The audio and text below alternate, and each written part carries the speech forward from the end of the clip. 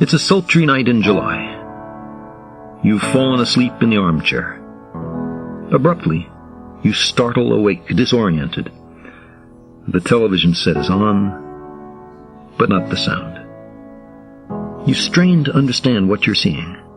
Two ghostly white figures in coveralls and helmets are softly dancing.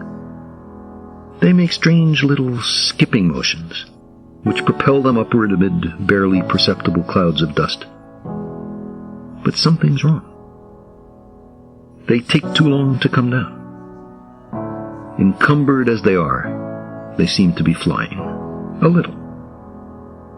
You rub your eyes, but the dreamlike tableau persists.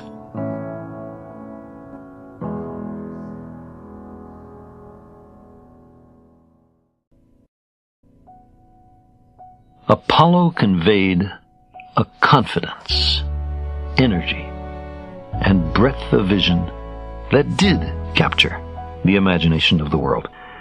It inspired an optimism about technology, an enthusiasm for the future.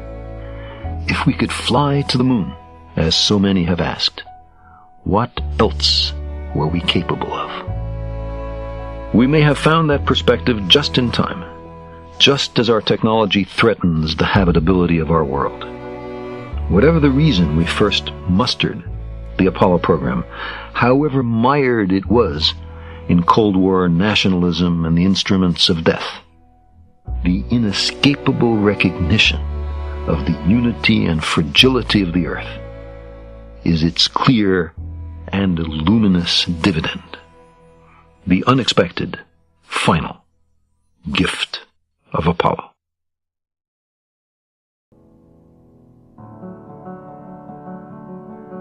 Surely the opening vistas of space promise high costs and hardships, as well as high reward. So it is not surprising that some would have us stay where we are a little longer, to rest, to wait. All great and honorable actions are accompanied with great difficulties, and both must be enterprised and overcome with answerable courage.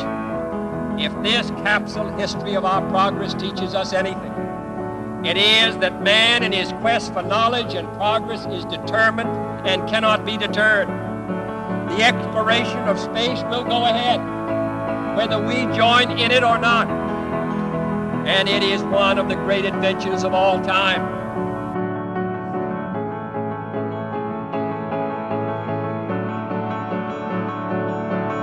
This generation does not intend to founder in the backwash of the coming age of space. We mean to be a part of it. We mean to lead it.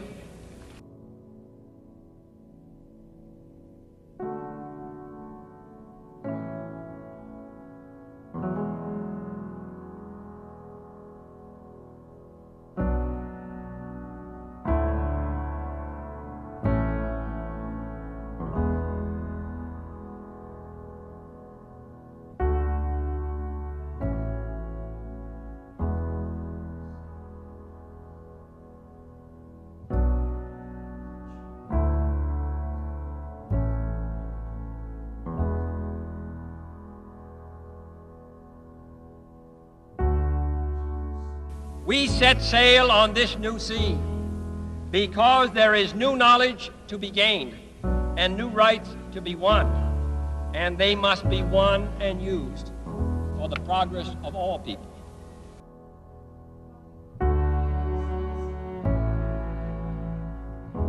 We choose to go to the moon in this decade and do the other things, not because they are easy, but because they are hard.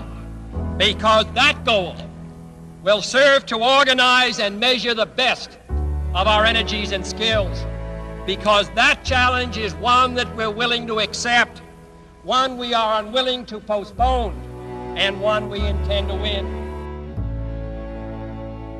The great British explorer George Mallory, who was to die on Mount Everest, was asked why did he want to climb it. He said, because it is there. Well, space is there, and we're going to climb it. And the moon and the planets are there. and new hopes for knowledge and peace are there. And therefore, as we set sail, we ask God's blessing on the most hazardous and dangerous and greatest adventure on which man has ever embarked.